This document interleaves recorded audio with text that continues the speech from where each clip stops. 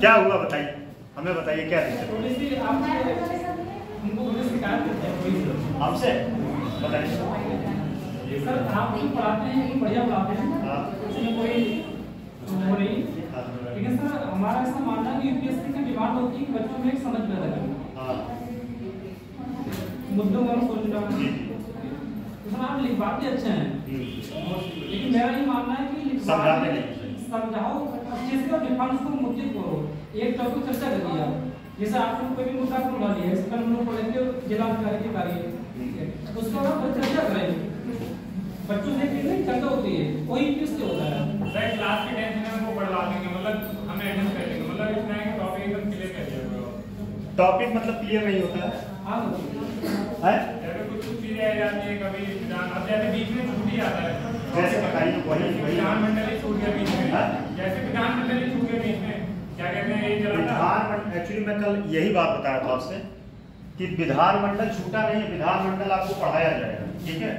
Class का schedule हम नहीं बनाते, क्लास का शेड्यूल वहां से बन के आ रहा है, तो शेड्यूल के अकॉर्डिंग ही हमें पढ़ाना है।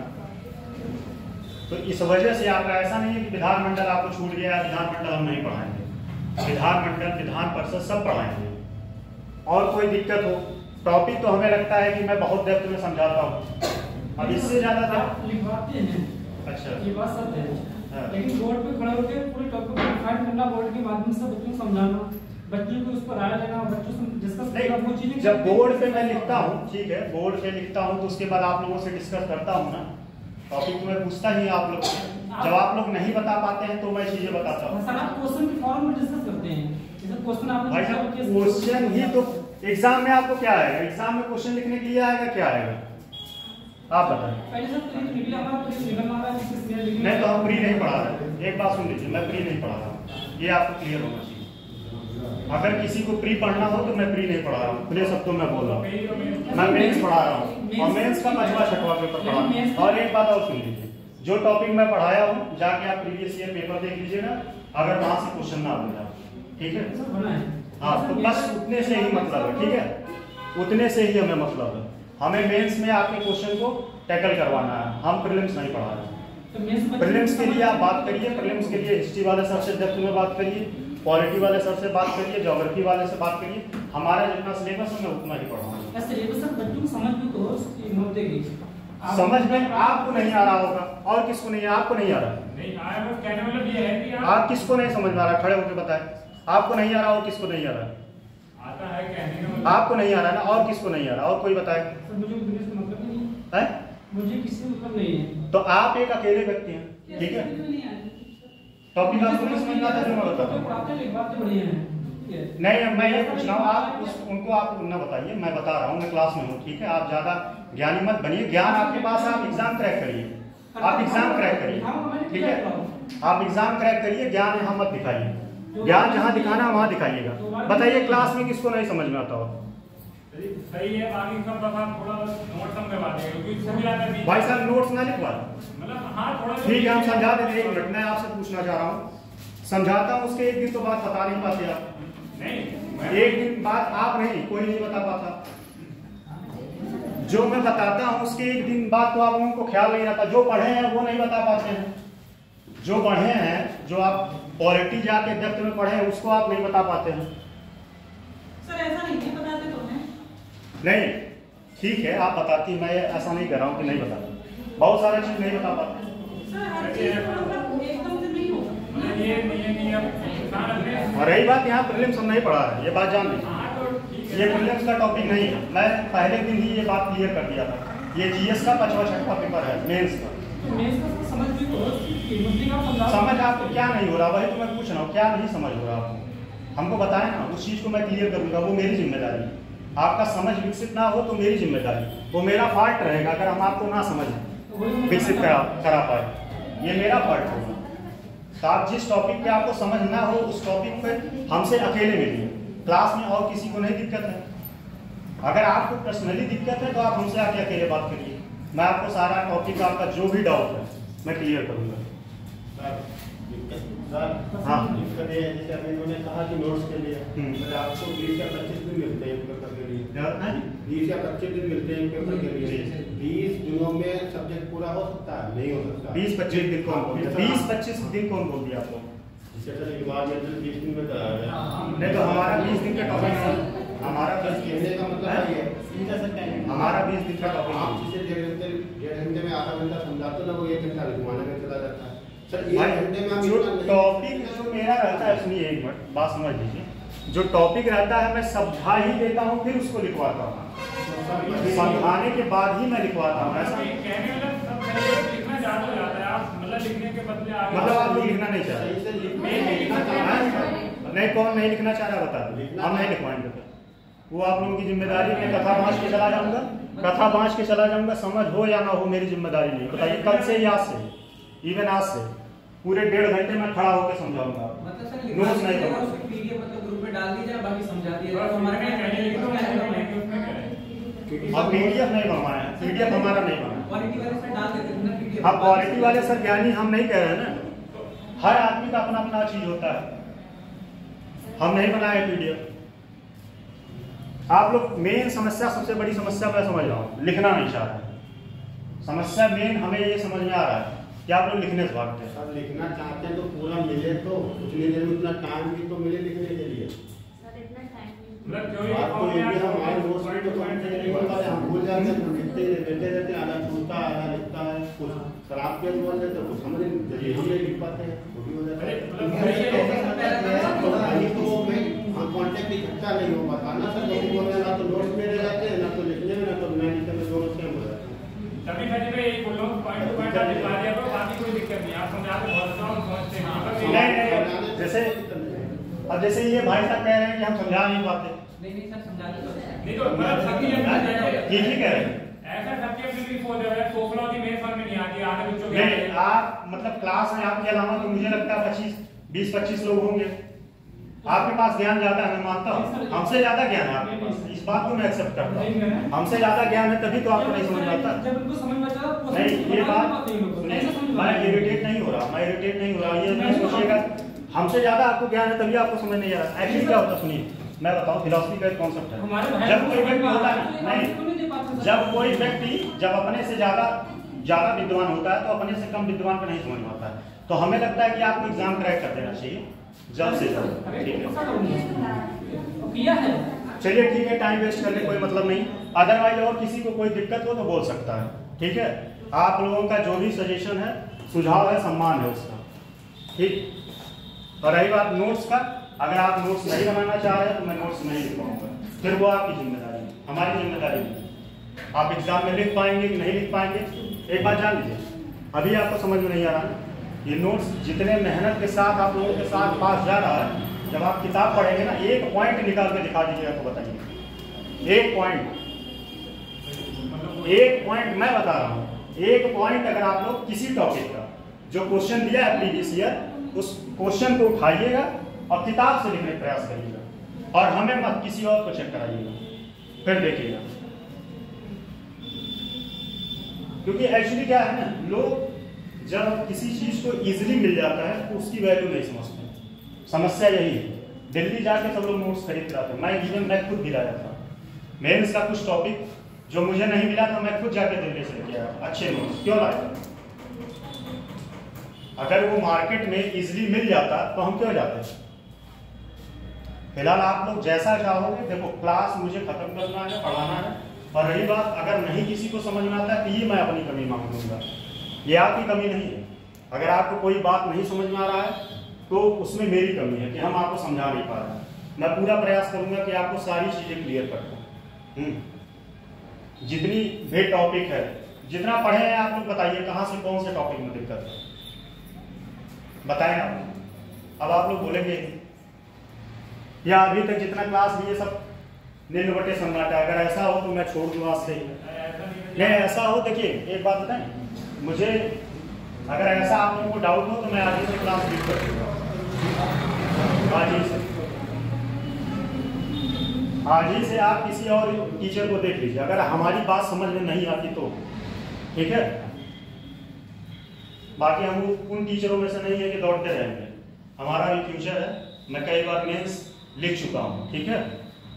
तो इन फ्यूचर हमारा ये ड्रीम नहीं है। मैं खुले शब्दों में कह रहा हूँ, अगर आप लोगों को नहीं समझ में आता आप बता दें, मैं कल से क्लास में नहीं आऊँगा। कितने लोग सहमत हैं? समझ तो आता है, ना समझ नहीं सहमत कितने लोग हैं इस बात से कि हमारी बातें आपको समझ में नहीं आती या हम टॉपिक को क्लियर नहीं कर पाते?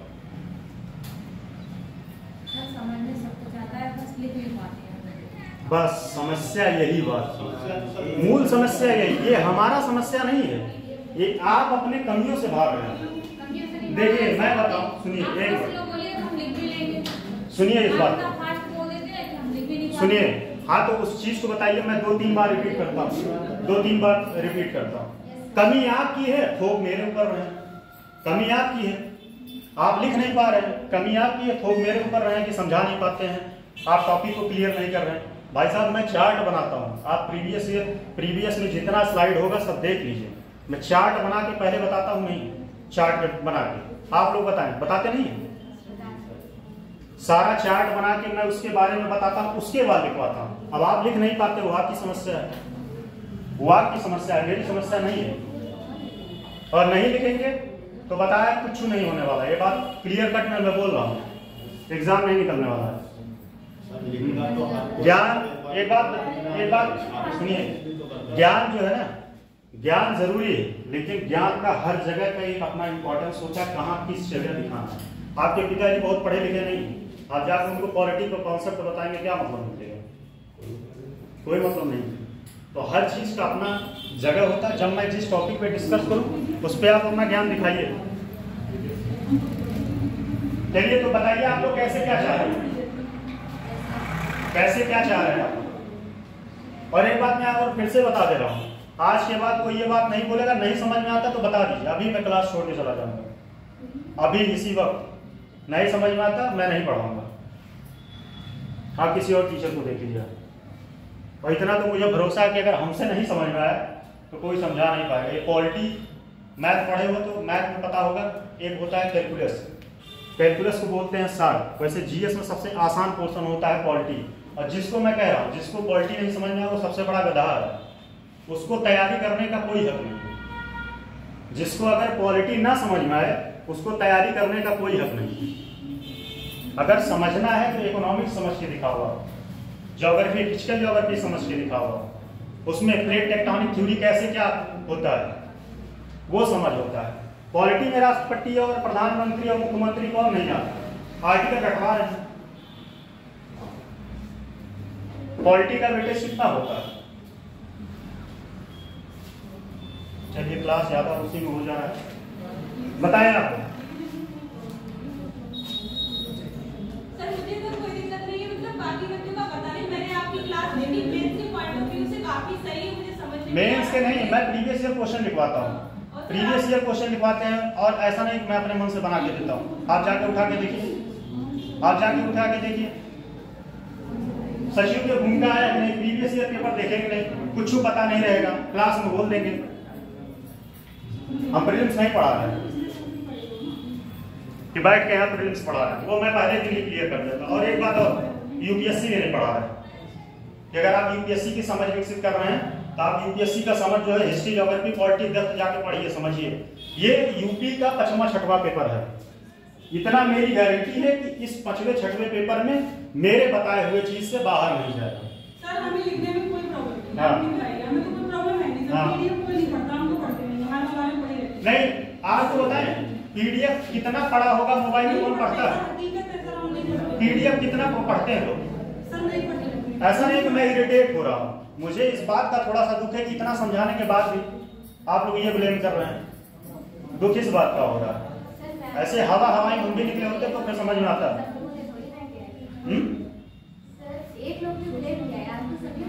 नहीं वो ठीक है, लेकिन मेरा क्लास में सब लोगों को सेटिस्फाइड करना, किसी एक व्यक्ति को नहीं। अगर कोई व्यक्ति नहीं हो रहा है तो ये मेरी फॉल्ट है। और मुझे ये बात एक्सेप्ट करने में वो तनिक भी शर्म नहीं आ रहा है। ठीक है, मैं बहुत बड़ा ज्ञानी व्यक्ति नहीं हूँ, मैं पहले दिन ही बोला था।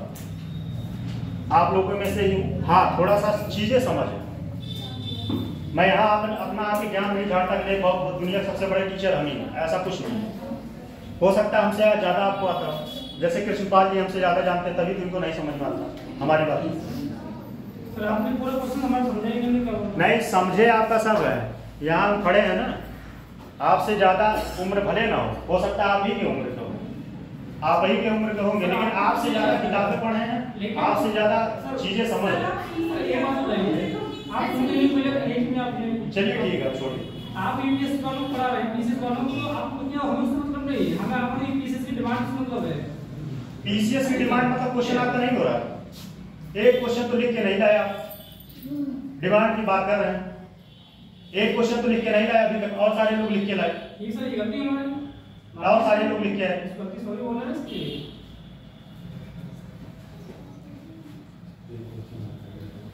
और सारे लोग जितने लोग हैं, ये उमेश जी हैं, फिर क्या है, ये सारे लोग, ये सानिया जी, सारे लोग लिखे हैं, ये लिखे हैं, ये आगे ये जो बैठी है।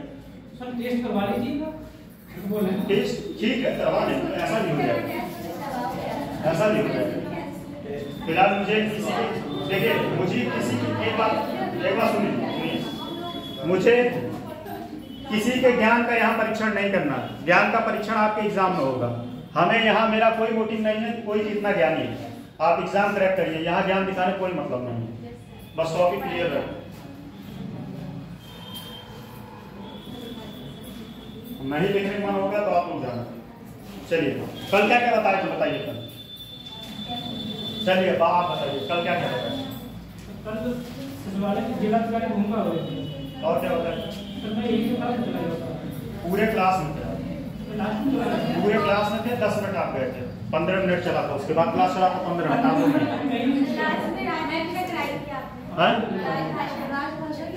राजभाषा बताइए, राजभाषा बताइए। भारतीय संविधान का अनुच्छेद 344 के तहत 1955 में 344 344 है 344 के तहत पूरा लीजिए, भारतीय संविधान में 344 आर्टिकल जो है उसके तहत एक आयोग का गठन हुआ था, इसका नाम है डीवी खेर जो इसके अंतर्गत 1956 में हुआ था, इसमें राजभाषा आयोग का गठन हुआ था, राजभाषा आयोग का गठन हुआ था 1955 में, 56 में इसकी रिपोर्ट आई थी। वर्तमान में 30 सदस्य होते हैं। इसका और प्रोसीजर मैं बताया, और बताएगा राजभाषा तुरंत नहीं आ गया, इसके पहले की भी कहानी बताए थे, कौन बताएगा?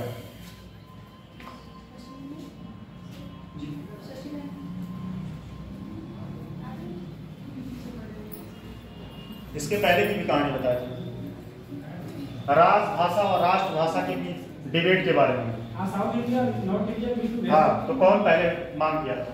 राष्ट्रभाषा। क्लास में बैठे था, और कोई बताए? चलिए मेरा टारगेट आपको टारगेट नहीं करना है, ठीक है, मुझे किसी को टारगेट नहीं करना है, बस इतना है कि लिखने का प्रयास करिए। सीरियसली मैं बता रहा हूँ, ईमानदारी से मैं बोल रहा हूँ, एज ए टीचर नहीं, मेरा इसमें कोई फायदा नहीं। अगर आप नहीं लिखेंगे सिलेक्शन नहीं होगा। अगर आप वनडे दे रहे हैं तो अलग बात है, वनडे और पीसीएस में दोनों में जमीन आसमान का फर्क होता है। आपको 400 नंबर लिखना है, सॉरी 4000 शब्द लिखना है, और वो भी 3 घंटे में। अभी यहाँ आप 1000 शब्द नहीं लिख पा रहे हैं, और इससे ज्यादा स्पीड होनी चाहिए। एक क्वेश्चन के लिए 8 मिनट मिलता है, सोचिए उस 8 मिनट में आपको स्ट्रक्चर बनाना है, सोचना है, लिखना है, ये सारा प्रोसीजर उसी में है। चलिए क्या क्या हो चुका है बताएं, सारे लोग मिलकर बताएं। इतना बताने के बाद एक बात मुझे समझ में आ गया कि ध्यान ज्यादा देना सही नहीं है, ज्ञान उतना ही तो ऊपर ऊपर उड़ के चले जाओ, ज्यादा ज्ञान देना नुकसानदेह है। बताइए आप लोग, बताइए आप लोग टॉपिक खत्म हो गया तो मुझे भी बताएं क्या क्या हो चुका था।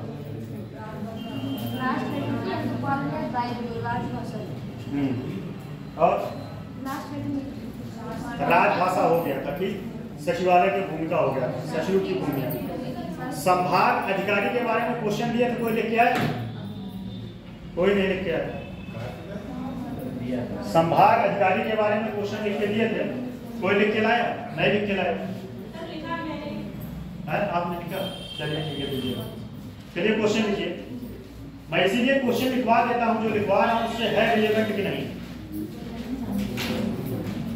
लिखिए, उत्तर प्रदेश के प्रशासन में ये प्रीवियस ईयर क्वेश्चन आया, उत्तर प्रदेश के प्रशासन में, ये दिमाग से भ्रम निकाल दीजिए कि यहाँ प्रीलिम्स पढ़ाया जा रहा है। ये प्रीलिम्स की क्लास नहीं है, ये भ्रम निकाल दीजिए। अब हम प्रीलिम्स का क्वेश्चन भी डिस्कस नहीं करेंगे। डिस्कस कर लेते थे, आप लोगों को लगता था हम प्रीलिम्स ही पढ़ा रहे हैं। तो मेंस का टॉपिक से मेंस के ही क्वेश्चन पर डिस्कस करेंगे। उत्तर प्रदेश के प्रशासन में मुख्य सचिव की भूमिका का परीक्षण करें। ये आपका पिछले साल आया था। 200 शब्दों में लिखना है, 200 शब्दों।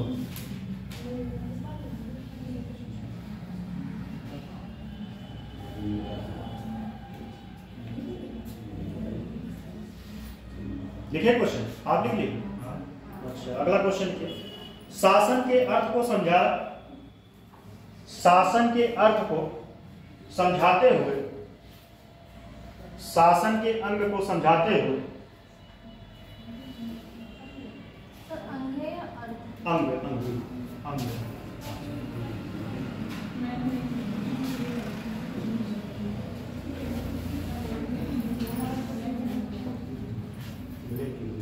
शासन के अंग को समझाते हुए उसके विभिन्न अंगों की व्याख्या कीजिए। उसके विभिन्न अंगों की व्याख्या कीजिए।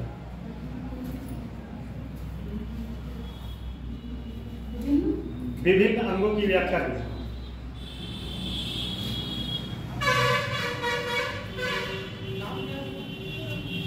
सरकार एवं शासन में, सरकार एवं शासन में, हाँ हाँ अगला क्वेश्चन। सरकार एवं शासन में अंतर, एकदम हूबहू एकदम इसका टॉपिक में लिखवा रहा हूं। सरकार और शासन में अंतर 125 शब्दों में लिखना है।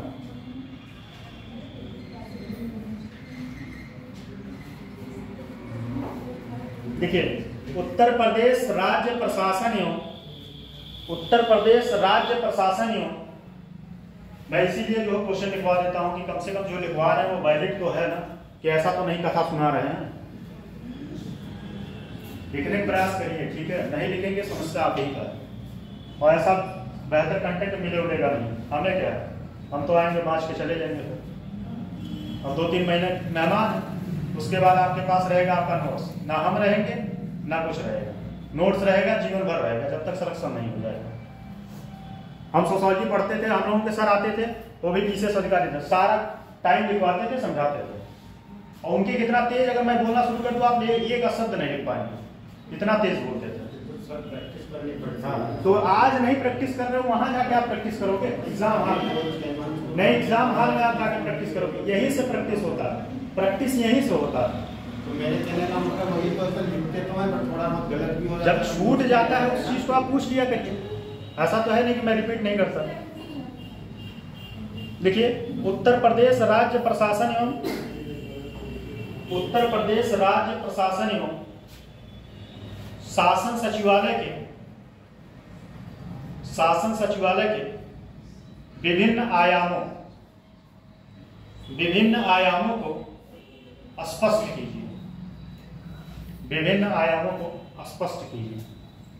क्वेश्चन लिखवा देते हैं, आप लोगों की जिम्मेदारी है, लिखिए या ना लिखिए वो आप लोगों के ऊपर।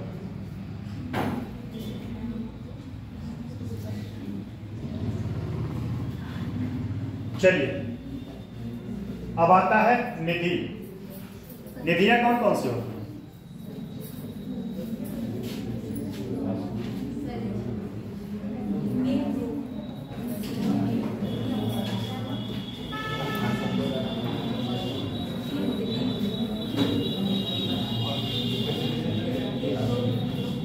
कौन कौन सी निधियां होती हैं, कौन बताएगा? कौन कौन सी निधियां होती हैं? नहीं पता। और आकस्मिक निधि, और एक और होता है लोकलेखा। लोकलेखा नहीं, लोकलेखा समिति होती है, और उस समिति का भी काम है ऑडिटिंग करना, ऑडिटिंग करना।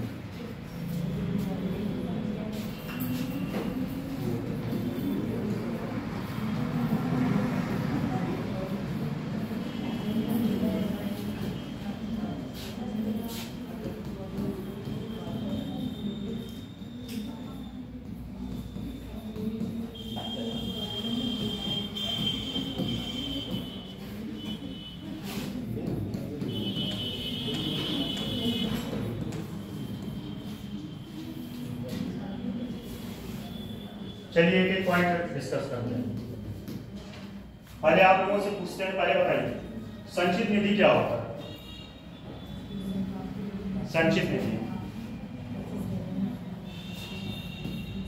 यह किस आर्टिकल में पहले बताइए,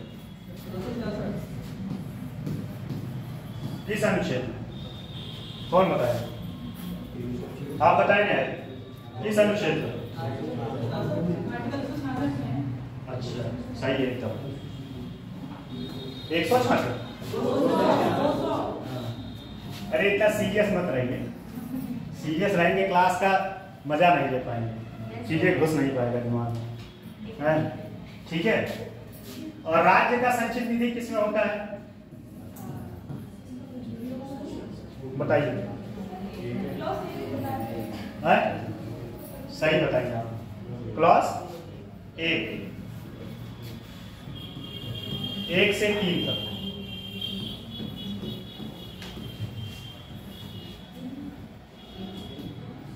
चलिए संचित निधि के बारे में आप लोग पहले बताएं, फिर मैं बताऊं संचित निधि क्या होता है। आप लोग पढ़े होंगे पॉलिटी में, और ये ऐसा एक सब्जेक्ट है, ये टॉपिक कॉमन है, ये इकोनॉमिक्स का भी पार्ट है और पॉलिटी का भी पार्ट है, ठीक है।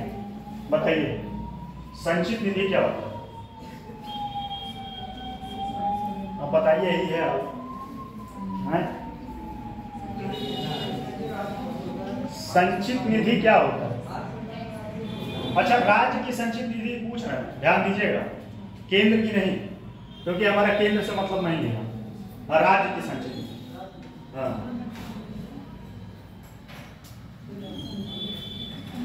बताइए, सोचिए फिर बताइए, नहीं बता पाएंगे तो मैं बताऊंगा।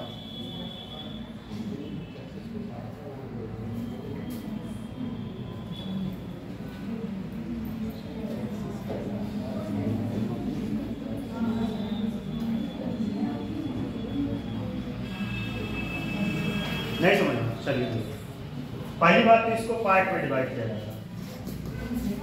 पहला होता है राजस्व,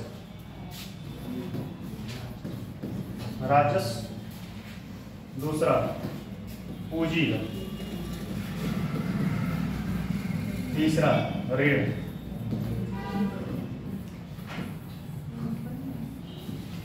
संचित निधि के 3 पार्ट, ठीक है।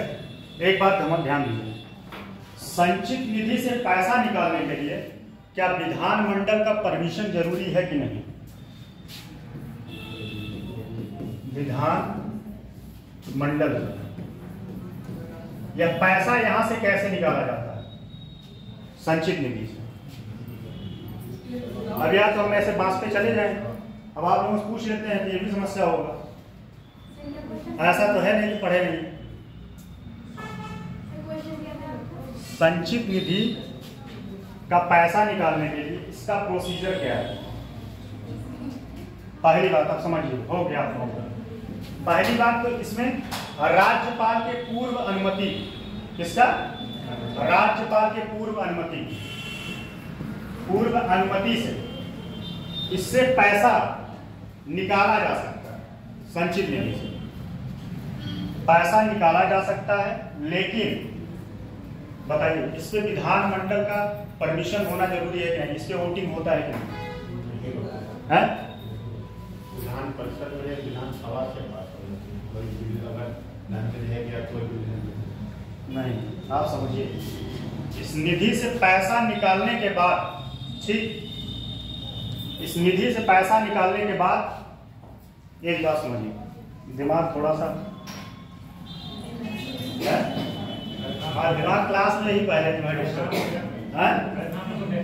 क्या नहीं, दिमाग थोड़ा सा इरिटेट हो गया। एक मिनट पानी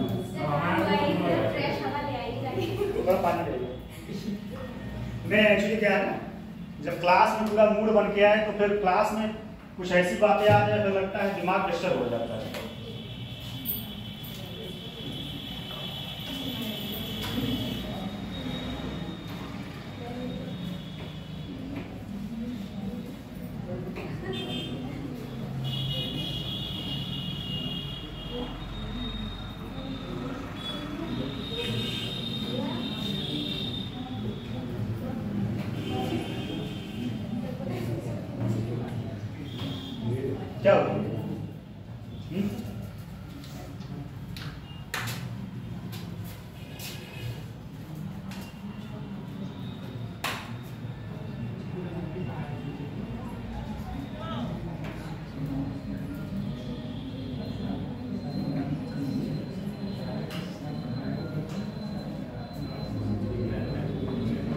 देखिए अब समझिए बात।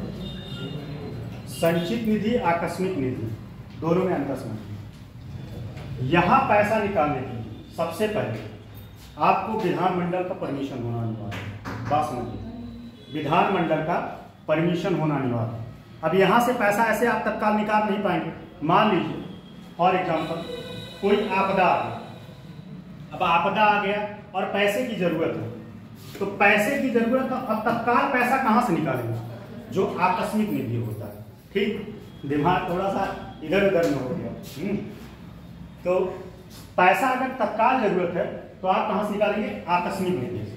ठीक, इसमें जो है विधानमंडल, एक बात समझिएगा, जब इस पैसे को यहाँ से आकस्मिक निधि से पैसा निकालेगा तो इस पैसे को यहाँ से जब विधानमंडल का परमिशन मिलेगा, इस संचित निधि से जब निकालेगा, क्या बताएंगे?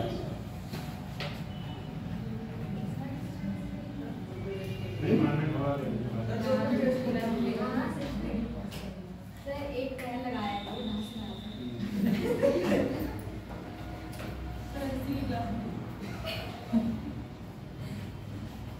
आज पाँच हो गया सब कॉन्सेप्ट दिमाग में।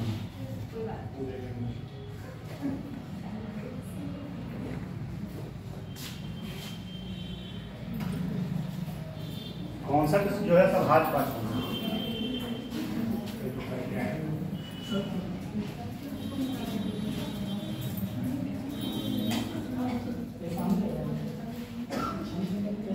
क्या हुआ?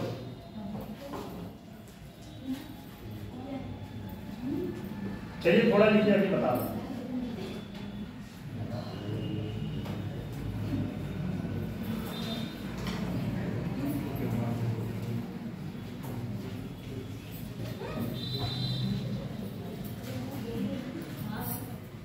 चलिए थोड़ा नीचे अभी बता दो। पहले डायग्राम बना लीजिए। डायग्राम बना लीजिए। पहला देखिए संचित निधि।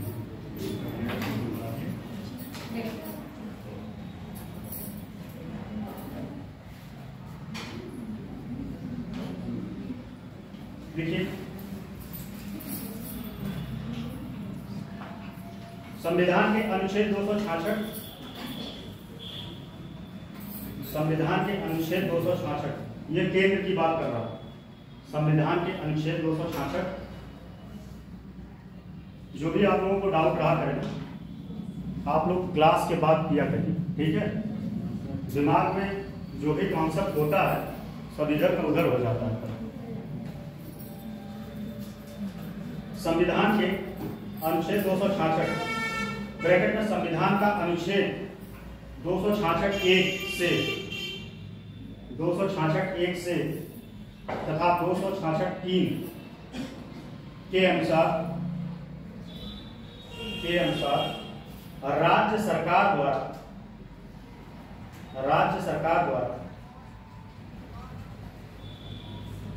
प्राप्त कुल राजस्व ऋणों या अर्थोपार्जन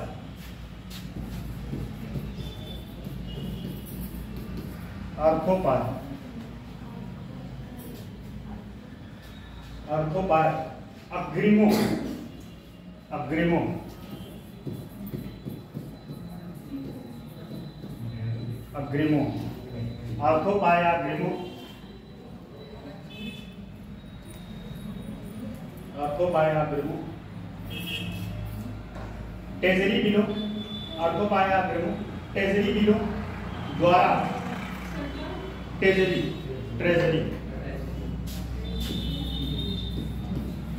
ट्रेजरी बिलों द्वारा उगाए गए कुल ऋण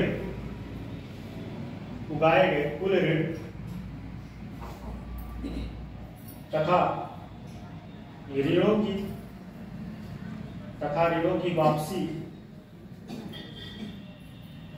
की वापसी से प्राप्त कुल धनराशि एक संचित निधि का निर्माण करती है। ऋणों की कुल वापसी एक संचित निधि का निर्माण करते हैं, एक संचित निधि का निर्माण करते हैं जिसे राज्य संचित निधि कहा जाता है, जिसे राज्य की संचित निधि कहा जाता है। संचित निधि में कोई भी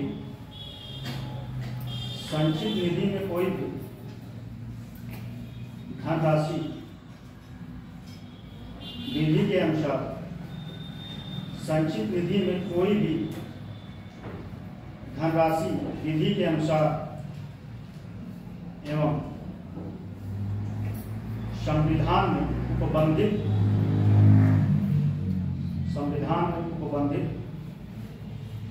प्रयोजनों के लिए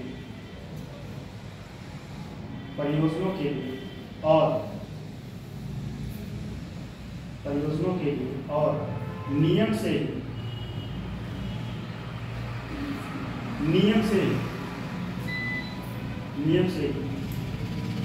विनियोजित की जा सकती है।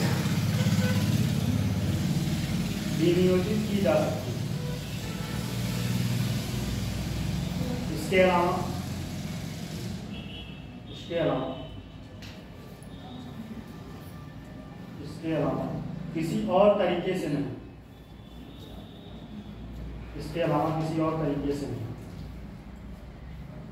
यह कहा जा सकता है कि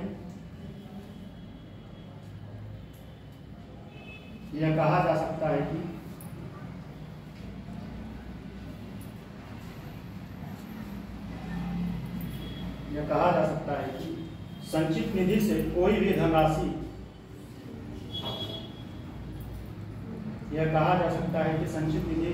धनराशि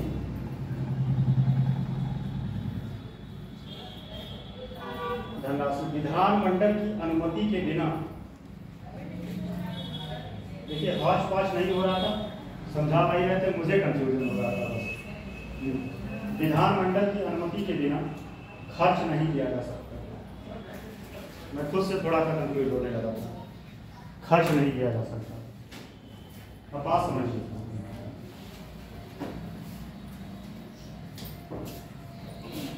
जो संचित निधि होता है, अब इसको समझ लीजिए पूरा अच्छे से।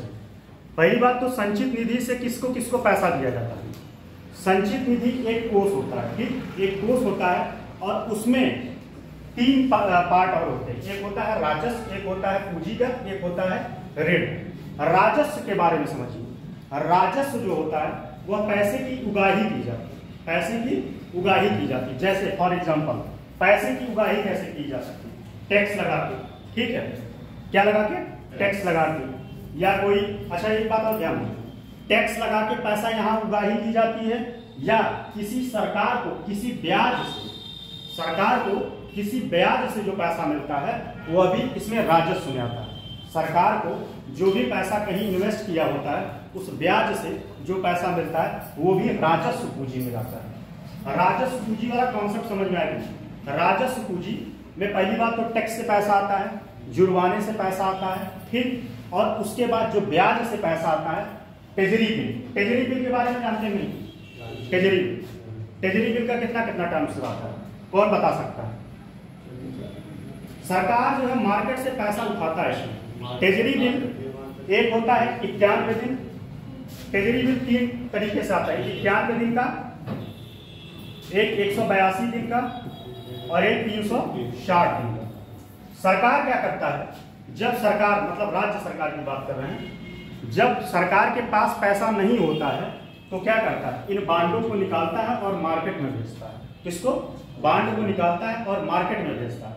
मार्केट से जैसे आपके बॉन्ड भेजा वो 90 दिन के लिए 1 लाख करोड़ रुपए निकाल, मान लीजिए 1 लाख का निकाल दिया, 1 लाख। अभी हम राजस्व की बात कर रहे हैं, समझिएगा, सिर्फ राजस्व की। अगर मान लीजिए उसने 1 लाख का बॉन्ड निकाला और उसने कहा कि आपको 182 दिन में उसको जो है 1,10,000 रुपए, 1,10,000 रुपए, 1,10,000। अब ये पैसा उसके पास आया राजस्व। अब इस पैसे को वो कहीं और लगाएगा। सरकार जो है इस पैसे को कहीं और कल्याणकारी योजनाओं में लगा सकता है या फिर कुछ और भी योजनाओं में लगा सकता है। राजस्व वाली बात समझ में आए कि नहीं? किसी को कोई कंफ्यूजन है? अब आते हैं समझते हैं पूंजीगत व्यय। अच्छा एक चीज और ध्यान दीजिए, यह फिजिकल रूप में नहीं होता। फिजिकल रूप में क्या होता है? फिजिकल रूप क्या होता है? भौतिक रूप में नहीं होता। मतलब यह पैसा करेंसी के रूप में ज्यादातर होता है। लेकिन इसमें पूंजीगत इन्वेस्ट में क्या होता है? पूंजीगत इन्वेस्ट में इसमें फिजिकल रूप से होता है, जैसे मशीन का लगा दिया जाएगा, उद्योग लगा दिया जाएगा, इंफ्रास्ट्रक्चर लगा दिया जाएगा, उससे जो पैसा सरकार को प्राप्त होता है वह पूंजीगत होता है। क्या होता है? पूंजीगत होता है। और ऋण, अब आते हैं ऋण पे। ऋण पे जैसे इसमें और इसमें बहुत माइनर मिस्टेक है, कंफ्यूज मत होइए, बहुत माइनर मिस्टेक है। इसमें ऋण से पैसा जैसे मान लीजिए सरकार को पैसे की जरूरत है, सरकार को पैसे की जरूरत है और सरकार क्या करेगा, किसी अन्य कंट्री से या आरबीआई से, किसी अन्य कंट्री से या आरबीआई से पैसा उधार लेगा। किससे लेगा? पैसा ऋण के रूप में लेगा। किसी, ध्यान दीजिएगा, किसी कंट्री से या विश्व बैंक या जितने भी संस्थाएं वहां से, या तो फिर आरबीआई से। बताइए इस तीनों में कंफ्यूजन कोई हो तो बताएं। तीनों सेपरेट है ना? बताइए कोई कंफ्यूजन है? आपको बताएं। तीनों बात क्लियर हुआ कि नहीं? राजस्व क्या है, पूंजीगत क्या है, ये बात ध्यान दीजिए। फिजिकल रूप में होता है और ये फिजिकल रूप में नहीं होता। इसमें क्या है? इसमें मशीन का निर्माण किया जाता है, ठीक। जैसे पूंजीगत व्यय एक और हो सकता है, मान लीजिए आपके ही ले लेते हैं, आप घर में क्या किए, आप एक ट्रैक्टर लाए, अब वो क्या है, वो पूंजीगत व्यय। आप ट्रैक्टर लेके आए, आप उससे पैसा कमाएंगे, आप उससे पैसा कमाएंगे। कोई मशीन लाए, आप लगाए, मान लीजिए कोई राइस मिल लाए, तो ये सब क्या है? पूंजीगत व्यय होता है। आप पूंजीगत व्यय मतलब इतना समझिए, पूंजी लगा के कोई चीज खरीद रहे हैं, उसके एवज में आपको पैसा मिल रहा है। राजस्व, राजस्व मतलब ये होता है कि सरकार जो टैक्स से प्राप्त करता है, सरकार जो टैक्स से प्राप्त करता है वो राजस्व होता है, राजस्व से जो प्राप्त होता है। जैसे एग्जांपल बताइए क्या होता है, बताइए राजस्व में कैसे प्राप्त करेगा? ब्याज से प्राप्त करेगा, ठीक है, जो भी योजनाओं की लगाएगा या कुछ भी। ये बात समझ में आई कि नहीं? अब आते हैं और एक बात ध्यान दीजिए, इसमें एक चीज और, संचित निधि से पैसा निकालने के लिए गवर्नर की, अगर आप मान लीजिए पैसा यहां से निकाल दिए, इसमें एक कॉन्सेप्ट है, अगर यहां से आप पैसा निकाल दिए तो गवर्नर के पूर्व अनुमति से, मतलब जो राज्यपाल होता है वह अनुमति देगा तभी आप यहां से पैसा निकाल सकते हैं। मान लीजिए संचित निधि से आपने पैसा निकाल लिया, ठीक, पैसा निकाल लिया, लेकिन पैसे की जरूरत आपको थी, इस संचित निधि में पैसा ज्यादा होता है, आपने यहां से 10,000 रुपया निकाल दिया। अब ये 10,000 रुपया राज्यपाल के परमिशन से निकाल दिया, लेकिन बाद में विधानमंडल से परमिशन लेना पड़ेगा, विधानमंडल से परमिशन लेना पड़ेगा इन पैसे के लिए। बात समझे कि नहीं? विधानमंडल परमिशन देगा तब जाके ये पैसा, फिर उसके बाद इस पैसे को आपको संचित निधि में जमा कराना होगा, संचित निधि में जमा कराना होगा। इतनी बात समझ में आए कि नहीं? इतनी बात में कोई कंफ्यूजन? कोई कंफ्यूजन? विधानसभा और विधान परिषद दोनों का इक्वल रोल रहता है।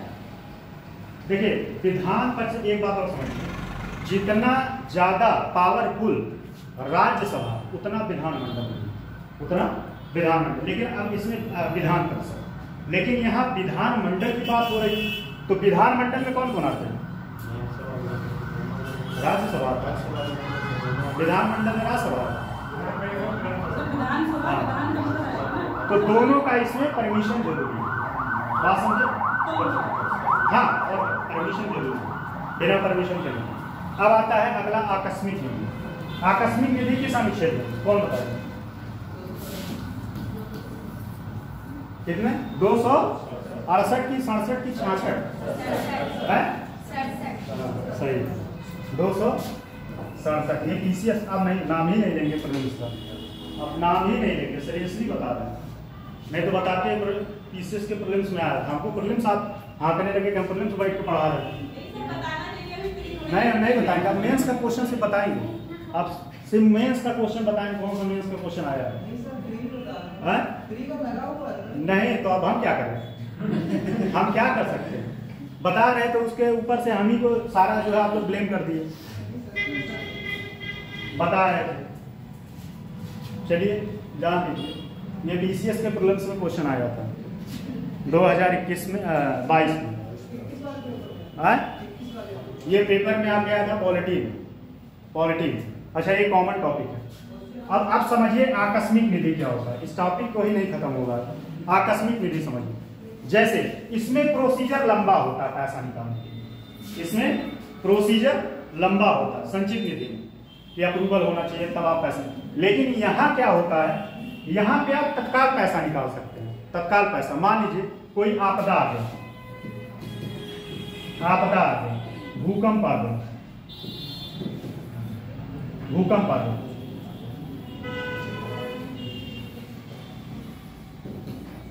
आपदा आ गया, भूकंप आ गया। और एक बात और समझिए, इसका जो है टोटल 600 करोड़ होता है। कितना होता है? 600 करोड़ इसमें रखा रहता है, 600 करोड़ रुपए। अब अगर मान लीजिए तत्काल से कोई ऐसा घटना घट गया और पैसे की जरूरत है, आपको पैसे की जरूरत है तो आप कहाँ जाएंगे? फिर तत्काल से आप आकस्मिक निधि से पैसा निकालेंगे। आकस्मिक निधि से पैसा निकालेंगे। इसमें एक बात ध्यान दीजिएगा, एक चीज लिंक कर रहा हूँ।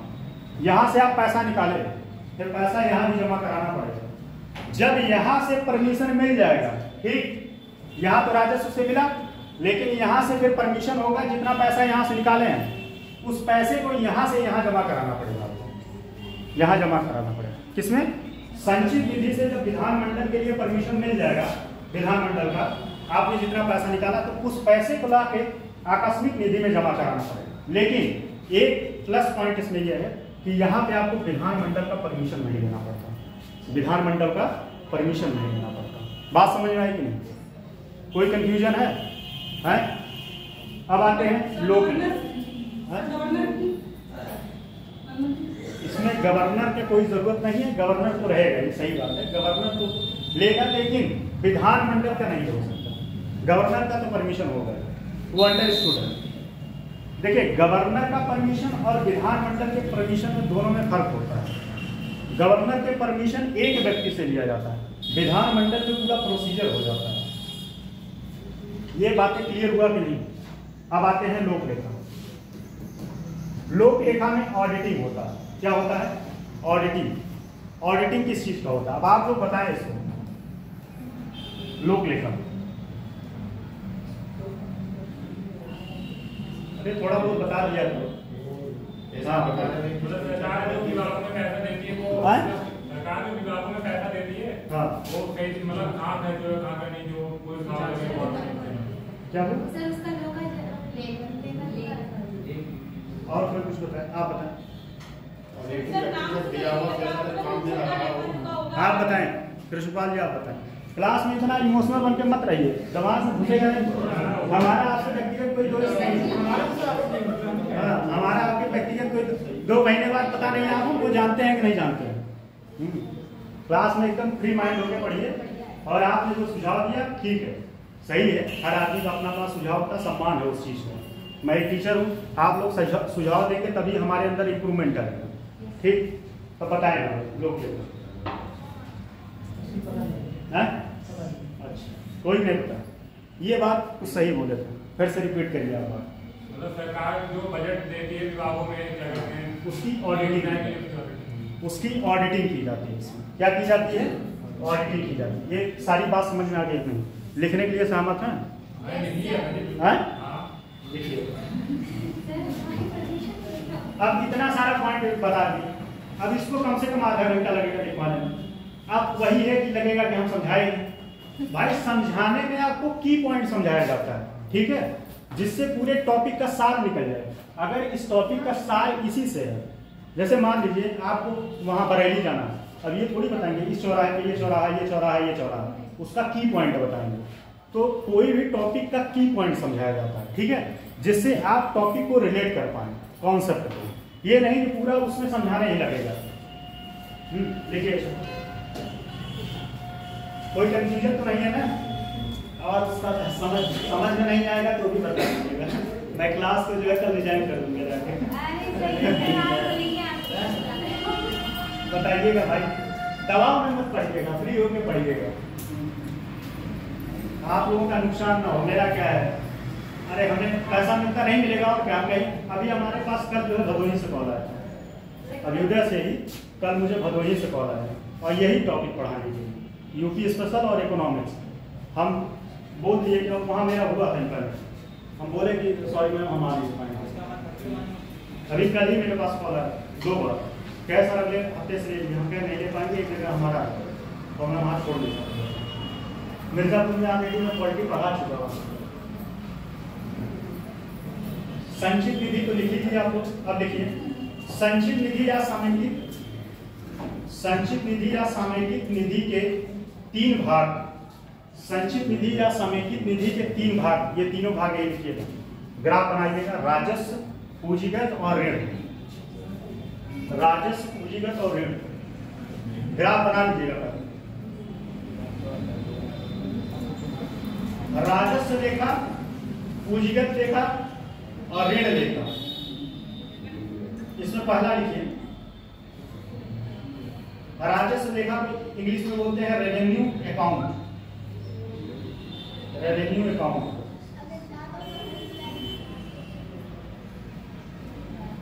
मुख्य रूप से यह राजस्व में लिखिएगा, राजस्व लेखा मुख्य रूप से यह विभिन्न करों व शुल्कों, विभिन्न करों व शुल्कों, करों व शुल्कों, सेवाओं के लिए फीस, जुर्मानों और जब्तियों, फीस, जुर्मानों, फीस, जुर्मानों और जब्तियों। भाई साहब आप लोग लिखा करिए, सच में नहीं लिखेंगे कंसला नहीं लिखेगा, सही बताया क्या पकड़ लिए एक बात में सर पकड़ने में आएगा। फीस, जुर्मानों और जब्तियों आदि से प्राप्त सरकार की वर्तमान आय, आदि से प्राप्त सरकार की वर्तमान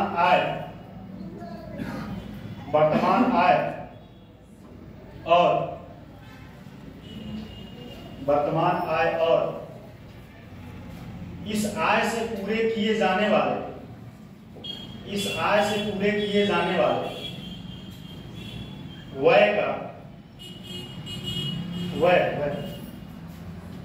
वह नहीं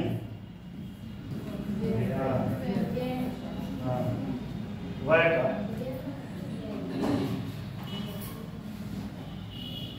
लेखा होता है।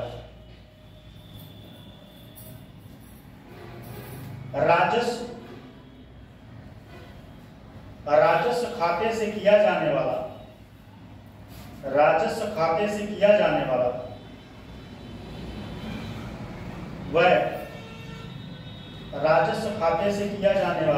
वह सामान्यतः सरकारी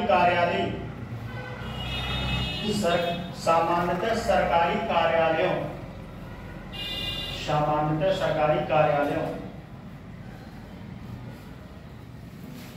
और विभिन्न सेवाओं के संबंध में तथा सरकार द्वारा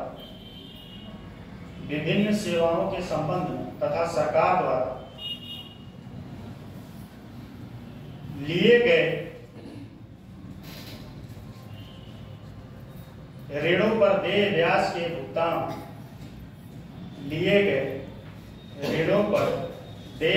के भुगतान आदि के लिए होता है।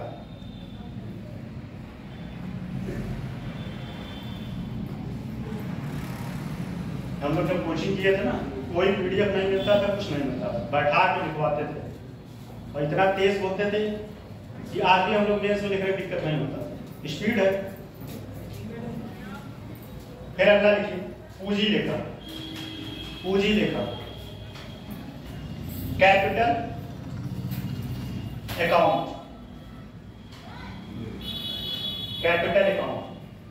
देखिए मोटे तौर पर पूंजीगत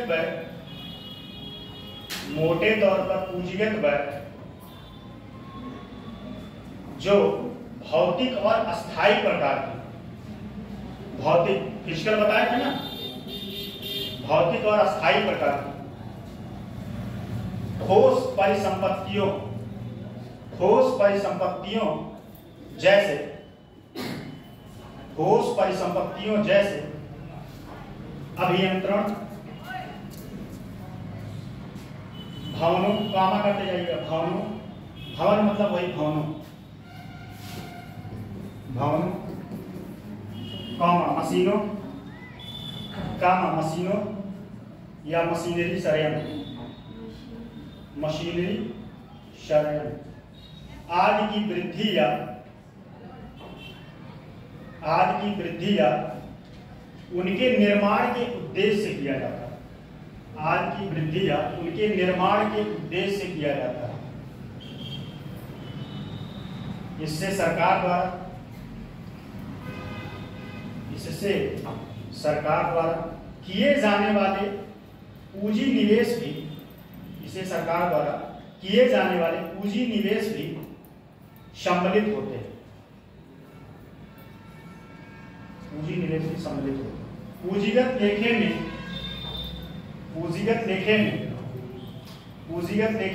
किसी परियोजना के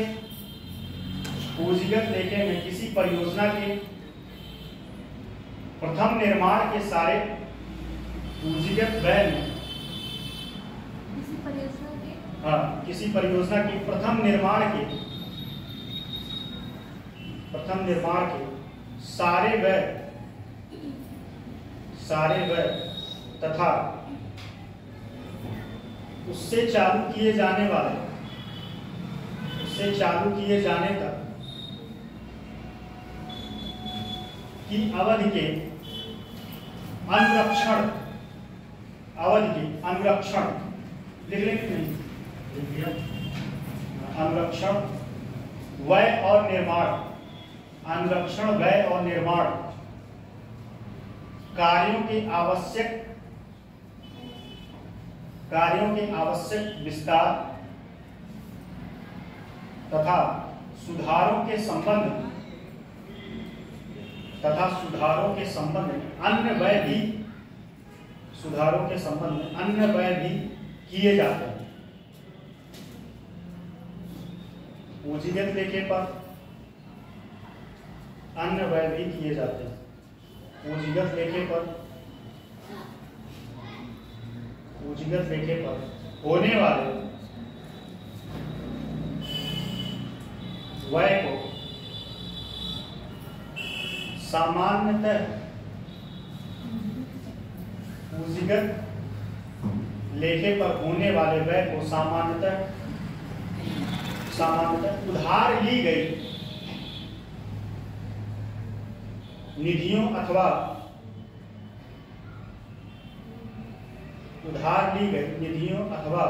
संचित निधियों के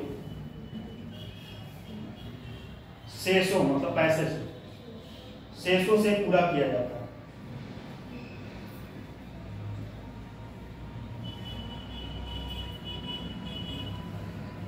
इन दोनों टॉपिक में की फैक्टर क्या है बताइए, बिना देखे बताइए। राजस्व में की फैक्टर क्या है?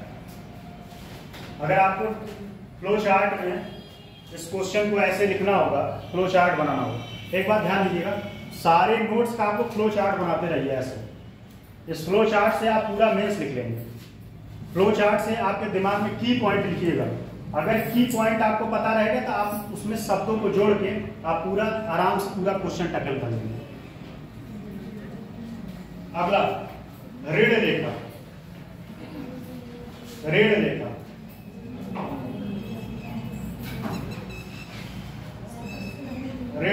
देखिए इस प्रभाग में ऋण लेखा, इस प्रभाग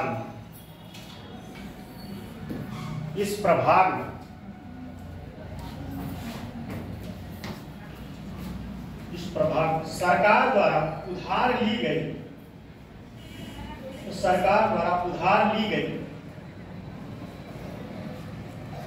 धनराशि, ये बताए हैं कि नहीं बताए? अभी जब समझा रहे तो बताए थे कि नहीं? सरकार इसमें क्या करता है, इसमें ऋण लेता है, उधार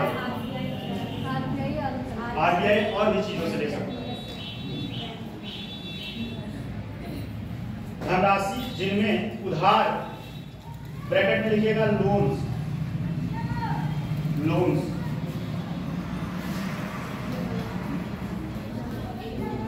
लोन्स ब्रैकेट क्लोज, जो पूर्णतः अस्थायी प्रकार के होते हैं, जो पूर्णतः अस्थायी प्रकार के होते हैं, जो पूर्णतः अस्थायी प्रकार के होते हैं। ये पूरा सीट खाली करके आप लोग पीछे भाग जाते हैं, दुनिया आगे बढ़ रहा है, हैं?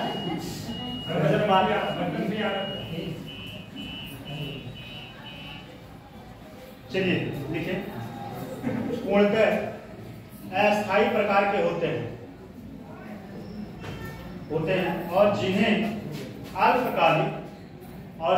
अल्पकालिक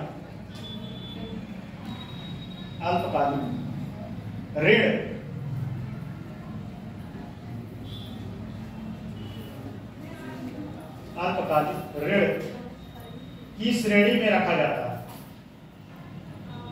जैसे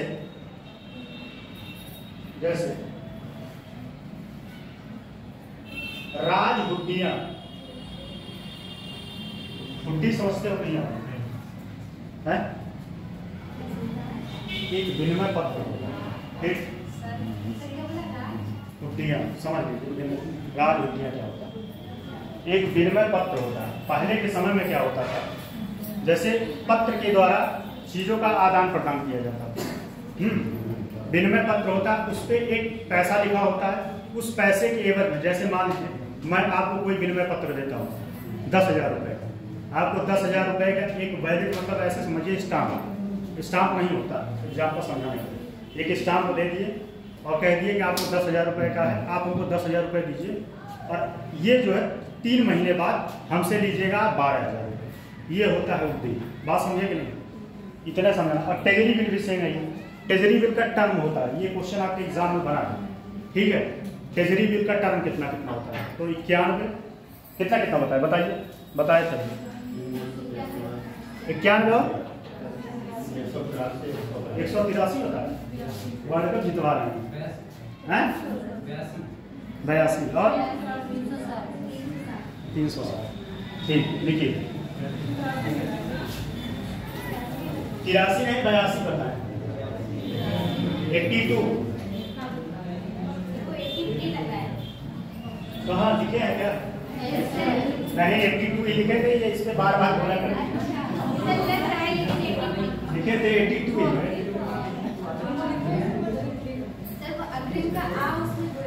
हाँ हो सकता है। चलिए लिखिए, राजहुड्डियों ब्रैकेट में लिखिएगा ट्रेजरी बिल। ट्रेजरी बिल, यहाँ एक कॉन्सेप्ट और है, थोड़ा समझिएगा। सरकार जो है,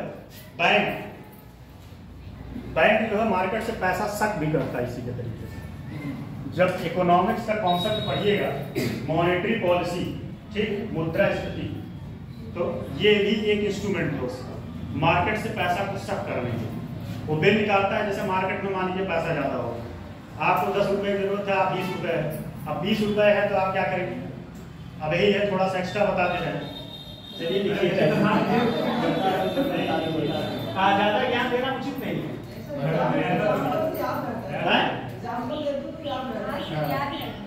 जैसे बता रहे थे क्या, ट्रेजरी बिल समझिए। ट्रेजरी बिल जब मार्केट से पैसा सक कैसे होता है, मान लीजिए आपके पास 10 रुपए है, 20 रुपए है, आपको 10 रुपए की जरूरत। अब आप क्या करेंगे? 10 रुपए जो आपके पास एक्स्ट्रा बच रहा है, मान लीजिए आपको कोई शर्ट पसंद आ गया, आप गए, उस शर्ट का दाम 500 रुपए है, 4 लोग पहुंच गए, कोई लोग बताए कि भैया हम 500 देंगे, आप कहे हमसे 550। वो कहा नहीं 550 हमने, ठीक है, मतलब 20 रुपए में आते हैं, 20 रुपए आपके पास है। वो कहा कि आप जो है इस शर्ट का दाम 8 रुपए है, आप कहे 10 रुपये। वो कहा तो तीसरा आ गया, कहा ठीक है हम 12 रुपए देंगे, आप कहे एक काम करो 19 रुपए में दे रहा। अभी क्या होगा? पैसे का क्या होगा?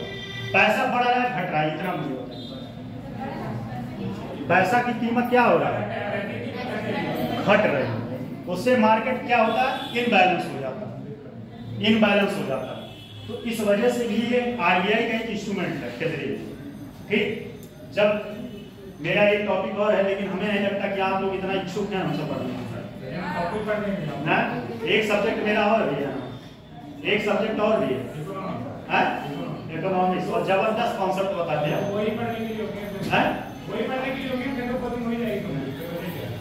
इकोनॉमिक्स में ऐसा ऐसा कॉन्सेप्ट बताते हैं कि जो आप जानने के बाद एक बार दिमाग आपका चमकाने लगता है कि ये कहां से जान लिया। देखिए ट्रेजरी बिल, उसी में ट्रेजरी बिल ब्रैकेट क्लोज और आर्थोपाय। आर्थोपाय मतलब आप लोग नहीं पूछे क्या होता है।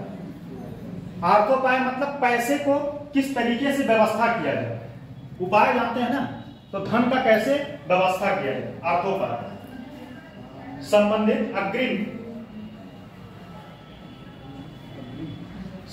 अग्रिम धनराशियां और ऐसे अन्य उधार भी सम्मिलित होते हैं,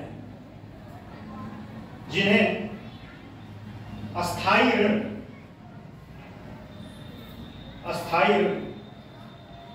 की श्रेणी में रखा जाता है। अस्थायी और अस्थायी में यहाँ एक बात समझ, उसको क्यों अस्थायी बोला गया, इसको क्यों अस्थायी बोला गया, क्यों बोला गया, दिमाग नहीं गया होगा। क्योंकि वहां पैसा ब्याज से आ रहा था और यहाँ पैसा श्योरिटी विनिमय पत्र ट्रेजरी बिल से पैसा आ रहा है। मतलब आपको श्योर है कि आप इतना, ये ट्रेजरी बिल आप खरीदेंगे, आपको इतना पैसा श्योर है मिलेगा। बात समझे? लिखिए आगे। अग्रिम धनराशियों तथा सरकार द्वारा, यूट्यूब पर तो सब यही से करते हैं, 4 बार एक लाइन पढ़ेंगे, वहां तो कोई कॉन्सेप्ट नहीं बताते और मिलियन व्यूज आता है।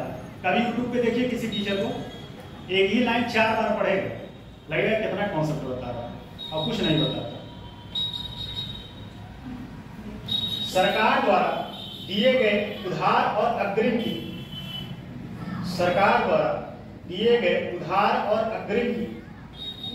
धनराशियों तथा सरकार द्वारा लिए गए उधारों के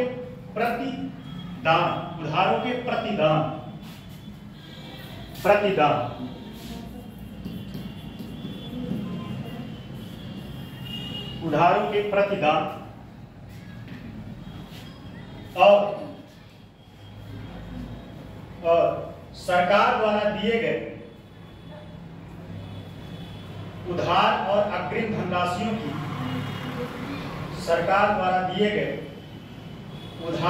अग्रिम धनराशियों की वसूलियां भी दर्शाई जाती हैं। ठीक,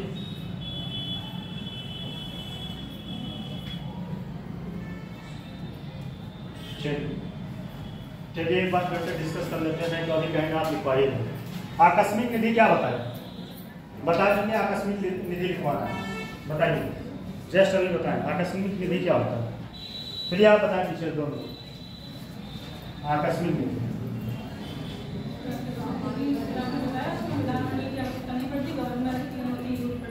और यही 2 पॉइंट तो नहीं बताए। कितने का फंड होता है, देख लिया आपने, 600 क्या 600 करोड़। अच्छा ये बताइए केंद्र का कितना है, कौन बता सकता है? उसको एक चॉकलेट इनाम, गूगल नहीं लेकिन तत्काल 5 तक काउंट करेंगे, 1 2 3 4 5। टाइम आउट कौन बताएगा? 3000 करोड़, 3000 पहले 1500 करोड़ बढ़। देखिए आकस्मिक निधि जब कभी सरकार को किसी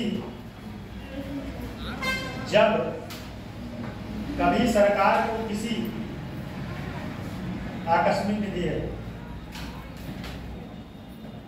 जब कभी सरकार को किसी प्रयोजन के लिए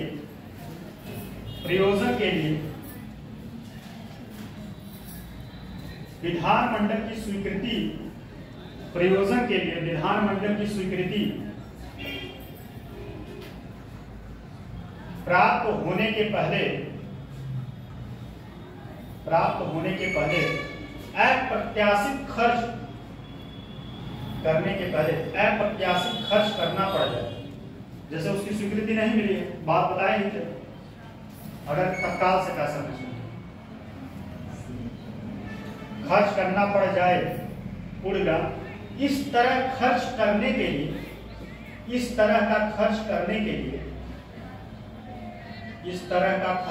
के लिए संविधान के, आप लोग जानते हैं और सारे टीचर लोग बिगाड़ रहे हैं, सच बता रहे हैं, पीडीएफ दे दे, सारे लोग पीडीएफ देते थे ना, इसके पहले सब पीडीएफ देते, वही लोग बिगाड़े हैं। हाँ, सही बता रहे हैं। अगर हम पढ़ाते 4 सब्जेक्ट, चारों को लिखवाते हैं, हम चारों सब्जेक्ट का नोट्स बनवाते हैं। पीडीएफ लेके कितना कोई पढ़ता है? कोई नहीं पढ़ता। लैपटॉप में ऐसे पढ़ा रहता है, फोन में ऐसे पढ़ा रहता है। इस समय लिखते समय कुछ तो पॉइंट दिमाग में जा रहा है, एक बार रिवीजन करेंगे तो आपको अच्छे से तैयार होगा।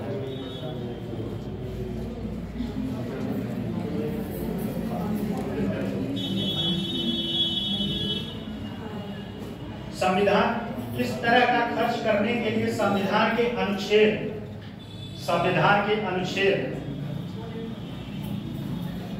267 267 अनुच्छेद 267 सब क्लॉज 2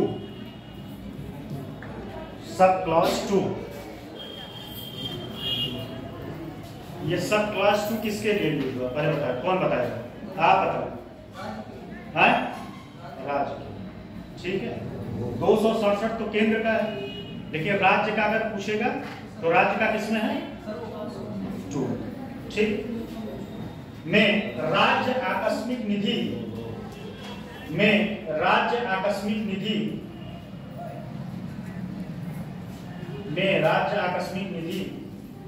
स्थापित करने की व्यवस्था की गई।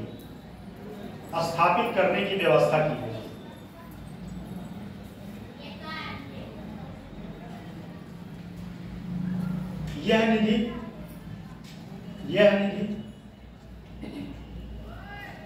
अग्रदाय के रूप में,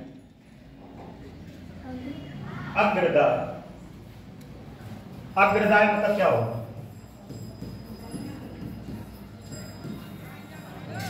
अग्रिम समझेंगे, सुने नहीं?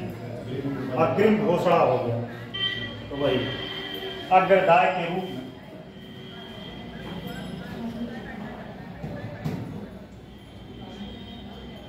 होती है।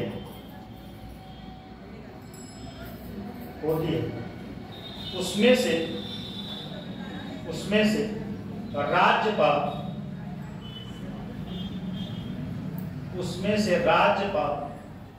ऐसे अप्रत्याशित व्ययों को पूरा करने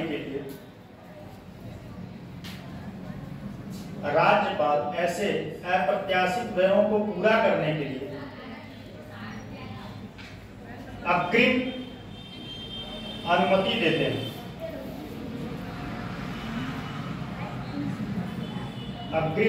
देते हैं। जिनके लिए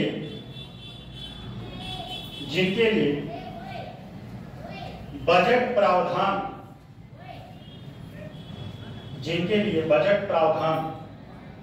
विधानमंडल में नहीं,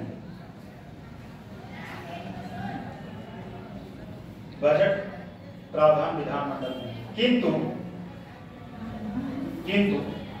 जैसे हर चीज का बजट होता है ना विधानमंडल में, लेकिन कुछ ऐसे घटनाएं घट जाए जिसके लिए किसी को नहीं पता है। आप ही मान लीजिए सड़क पे जा रहे हैं, कोई ठोक दिया, पैर टूट गया, अब वो खर्चा आकस्मिक आ गया, तो कहीं इधर उधर से मैनेज करेंगे, फिर तो वही है।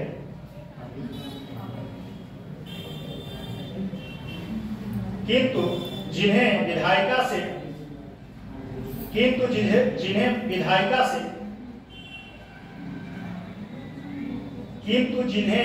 विधायिका से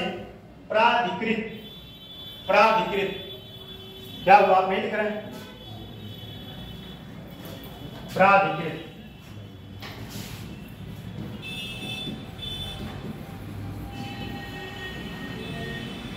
प्राधिकृत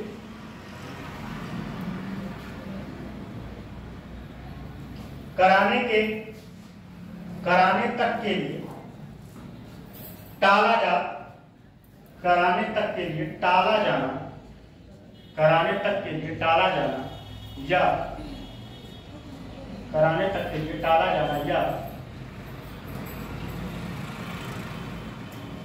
या तो प्रशासनिक दृष्टि से संभव न हो, या तो प्रशासनिक दृष्टि से संभव न हो। पैराग्राफ चेंज करके लिखिए, पैराग्राफ चेंज करके।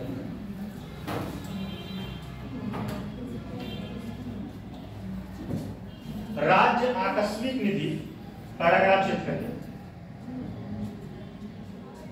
राज्य आकस्मिक निधि अधिनियम, राज्य आकस्मिक निधि अधिनियम 1950 के अंतर्गत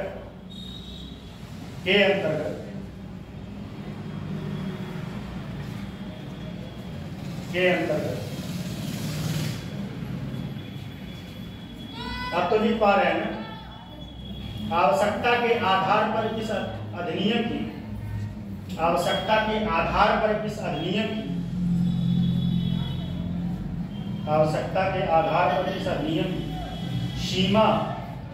समय समय पर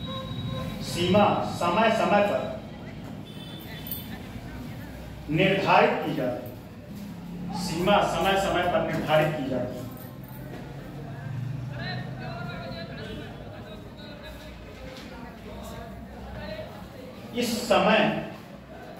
इस निधि के लिए, इस समय या वर्तमान समय लिख सकते हैं, ऐसे लिखिए, वर्तमान समय में इस निधि के लिए, वर्तमान समय में इस निधि के लिए विधानमंडल द्वारा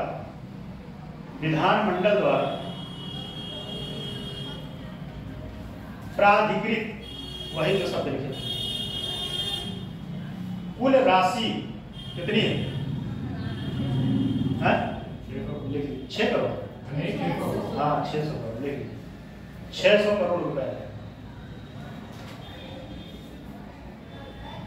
एक टॉपिक और लिखिए, तो उसके बाद फिर समझाएंगे चुनाव आयोग, राज्य चुनाव आयोग। लोक लेखा, थक गए, समझ लीजिए, इसीलिए आप लोग जो है घबराते हैं लिखने से, इसीलिए लोक लेखा।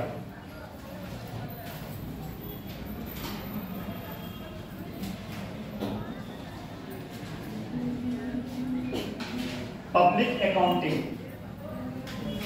अकाउंटिंग, अच्छा कोई इसमें सीबीएसई बोर्ड से पढ़ाया था? सीबीएसई बोर्ड से, अच्छा आप और सब सारे लोग आप भी सीबीएसई? नहीं, यूपी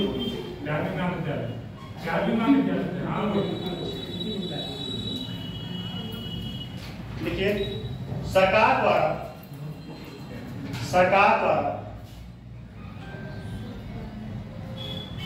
द्वारा या उसकी ओर से ऐसी धनराशि, सरकार द्वारा या उसकी ओर से ऐसी धनराशियां भी प्राप्त की जाती हैं, और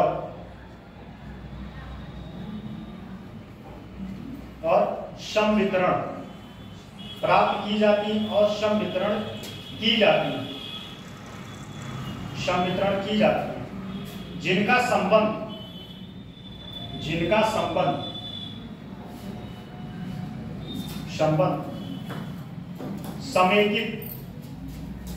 संबंध समेकित निधि से नहीं होता। समेकित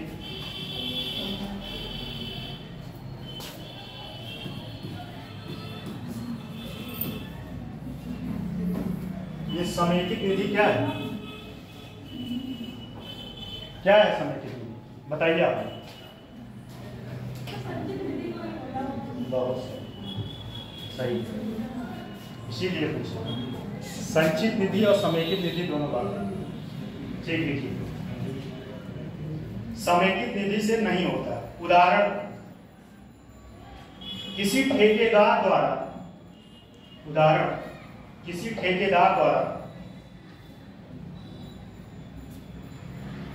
प्रतिभूति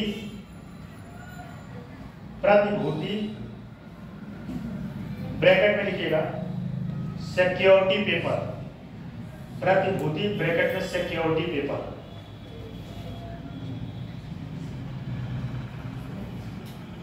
सिक्योरिटी पेपर क्या होता है, कौन बता सकता है?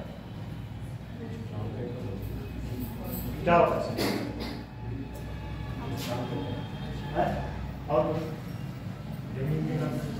सिक्योरिटी पेपर में पैसा ले लिया जाता है कि फिर वापस करना पड़ता है? इतना बताइए, आप लोग सारे लोग वापस नहीं देना, 10,000 देना। अच्छा, और फिर बताइए, और कोई आप बताइए। अच्छा, इकोनॉमिक्स आप लोग नहीं पढ़े ना? समझिए, देखिए इकोनॉमिक्स का कॉन्सेप्ट है, समझिए। सिक्योरिटी पेपर क्या होता है? पगड़ी जानते हैं नहीं? पगड़ी सुने हैं? एक पेपर जैसे उसको कह सकते हैं कि आपका एक जुर्माना के तौर पर रखा गया सिक्योरिटी पेपर।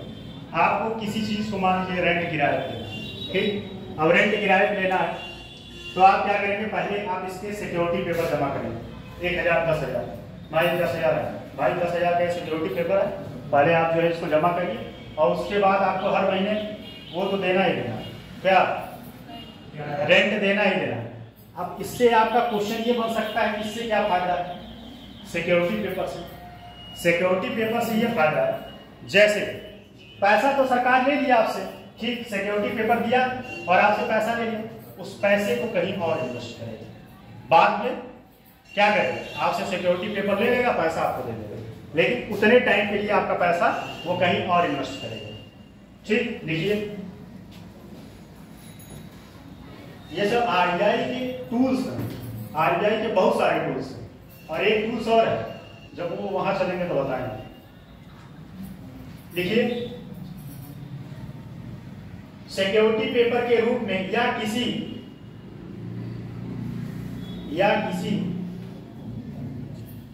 वादी मतलब जानते हैं क्या होता है? वादी, पहाड़ियों की वादी नहीं, वादी मतलब क्या होता है?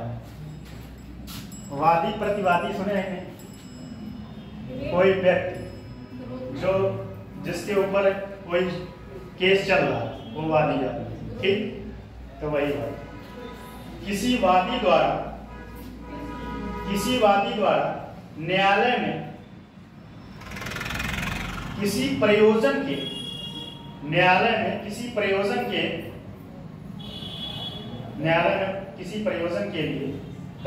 लिए जमा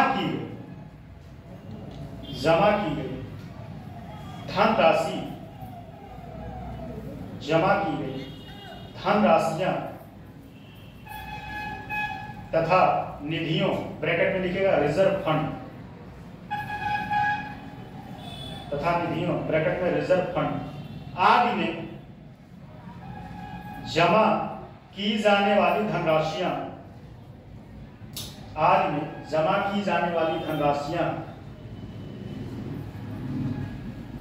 ऐसी धनराशियां संविधान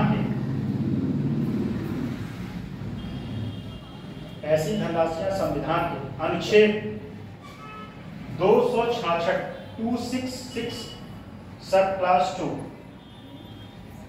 के अंतर्गत राज्य लोक लेखा 266 सब क्लास के अंतर्गत राज्य के लोक लेखा के अंतर्गत जमा की जाती है। ठीक, पैराग्राफ चेंज करके लिखिए, पैराग्राफ चेंज करके आमतौर से लोक लोक लेखा में जमा धनराशियां सरकार की नहीं होती, ये बात ध्यान दीजिए। लोक लेखा में जो धनराशियां होती हैं वो सरकार की नहीं होती। क्योंकि सरकार की नहीं होती, क्योंकि इन धनराशियों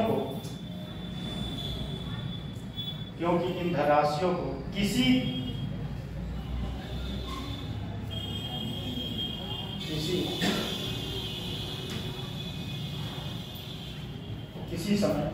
समय उन व्यक्तियों से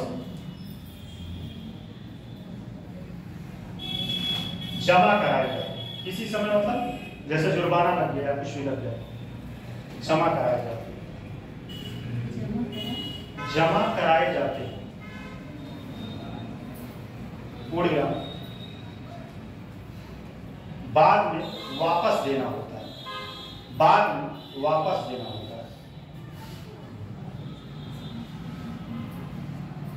इसलिए बाद में वापस देना होता है, इसलिए लोक लेखा से धनराशियों के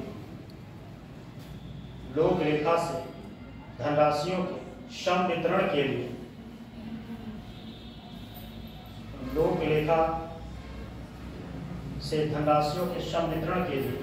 विधानमंडल की स्वीकृति जरूरी नहीं है। विधानमंडल की स्वीकृति की आवश्यकता नहीं है। विधानमंडल की स्वीकृति की आवश्यकता नहीं है। हाँ,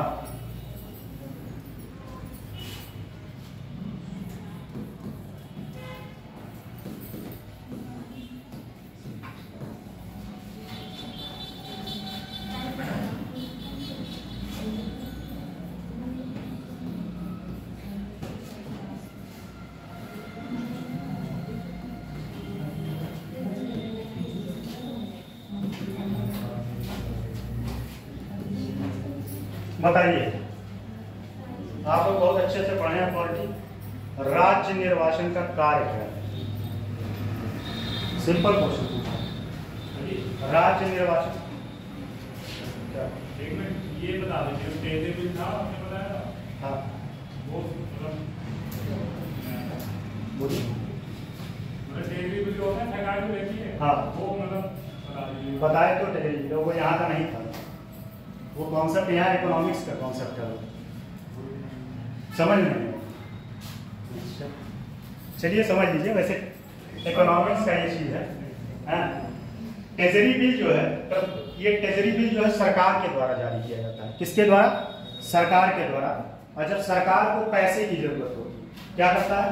जैसे मान लीजिए सरकार कोई काम करना चाह रहा है और उसके पास पैसे नहीं, इसका 2-3 फैक्टर है।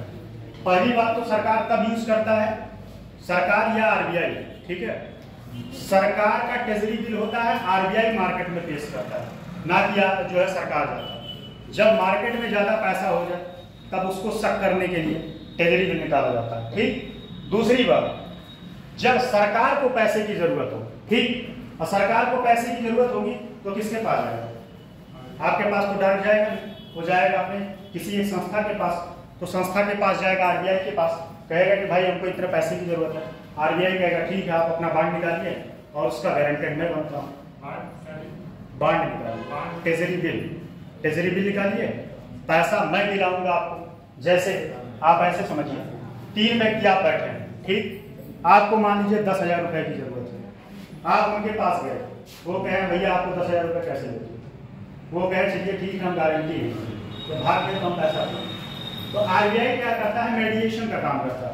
आरबीआई मार्केट से पैसा उठाएगा और सरकार को देगा। समझ में आएगा क्या? अभी भी कंफ्यूजन? इतना एक्सप्लेन करने के बाद भी अगर कंफ्यूजन हो, नहीं समझ में आया, ठीक है, एक बार फिर देखूंगा।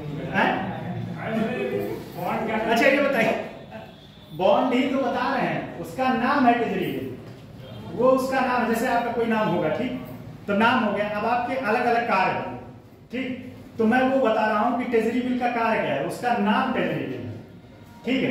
ट्रेजरी बिल जो है सरकार के द्वारा लाया जाता है, लेकिन कौन निकालता है? आरबीआई निकालता है।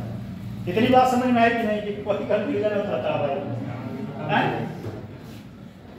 ठीक है, चलिए राज्य निर्वाचन आयोग बताइए। सरकार को पैसा देने के लिए आरबीआई लाता है। सरकार जैसे आरबीआई लाता, हाँ, सरकार को पैसे की जरूरत होती है तो सरकार डायरेक्ट तो मार्केट में जाएगा नहीं, वो उसके लिए उसकी एक संस्था है भारतीय रिजर्व बैंक, वो रिजर्व बैंक के पास जाता है। रिजर्व बैंक कहता है कि अच्छा ठीक है, हम आपको पैसा कैसे दें, किस बेसिस पे दें। सरकार कहता है काम करके ट्रेजरी बिल निकालें। ट्रेजरी बिल किसका रहता है? सरकार नहीं रहता आरबीआई का। पैसा उसको सत्य और क्या भाई, पैसा सरकार। अच्छा ये बताइए, आपको मान लीजिए 10,000 करोड़, मान लीजिए 10,000 रुपये की जरूरत है, हम आपको क्यों पैसा देंगे, क्यों देंगे बताइए? आप हमसे 10,000 रुपये मांगने चाहिए कि सर हमको 10,000 रुपये दें, हम आपको क्यों पैसा देंगे? उसके पीछे कोई लॉजिक होना चाहिए, क्यों देंगे? Terms and condition. पहला कि आप 10,000 रुपये हमसे मांगे, हम कहे कि ठीक है 10,000 रुपये देंगे, लेकिन हमको 12,000 चाहिए। आप कहे ठीक है, लेकिन हम देंगे 12,000। आप ये बताइए, आपको 10,000 देंगे, आप लेके भाग देखो तो आप हमको पड़ोसी लाएंगे, चलिए ये गारंटी, ये गारंटेड है, अगर ये नहीं दिए तो हम दे देंगे। तो बस इतना डिटेल जाके बताते हैं, उसके बाद भी अगर ज्ञान दिमाग में ना घुसे, बादाम खाया करो भाई, सीरियसली बता रहे हैं, बादाम खाया करो। बादाम से नहीं होता, हम बादाम खाते हैं पर डे। मैं बादाम खाता हूँ। चलिए राज्य निर्वाचन आयोग, राज्य निर्वाचन आयोग बताइए। राज्य निर्वाचन आयोग के बारे में थोड़ा बहुत बताएं आप लोग, तब मैं बताऊं। पूरे लोग मतलब पढ़े ही नहीं है पॉलिटी में राज्य निर्वाचन आयोग क्या होता है? अच्छा, आप लोग पॉलिटी में कथा सुन रहे थे क्या बैठे? बताइए आप दोनों लोग, आप बताएं, हमारे बताएं राज्य निर्वाचन आयोग। राज्य में जो मतलब इलेक्शन होते हैं उसी को कंडक्ट कराने का काम होता है। हाँ तो वो तो हमें भी पता है, उनका क्या है? पॉलिटी में कथा सुन रहे थे हैं? आप बताएं, आप लोग बताएं। नहीं पता, हाथ खड़ा कर लीजिए तो मैं समझाऊंगा। आप बताएं, पॉलिटी क्लास किए आप लोग सारे हैं? राज्य निर्वाचन आयोग को पढ़ाए होंगे, निर्वाचन आयोग पढ़ाए होंगे तो राज्य निर्वाचन को जरूर पढ़ाए होंगे। हाँ तो राज्य निर्वाचन भी पढ़ाए होंगे। स्थानीय स्वशासन चुनाव जानते हैं?